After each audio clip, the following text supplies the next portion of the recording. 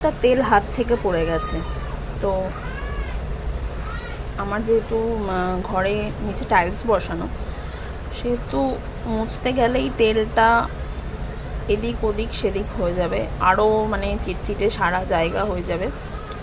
তো সেখানে একটা হ্যাক দেখেছিলাম আমি ফোনে, যে তেল পড়লে এইভাবে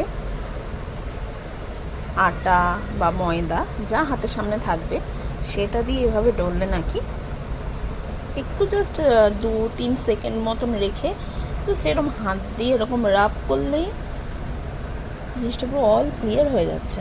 হ্যাকটা আজকে ট্রাই করলাম, হট করে মনে পড়লো তেলটা পড়া পর যে না, ঘরটা না মুছে হ্যাকটা ট্রাই করা যাক। তারপর তো না ঠিকঠাক হলে তখন তো মুছতেই হবে, কিছু করার নেই। তো এই যে পুরো একদম পরিষ্কার হয়ে গেছে, একদম কোনো তেল তেল ভাব নেই, কোনো কিছু নেই। আশা করি বুঝতে পারছো সবাই।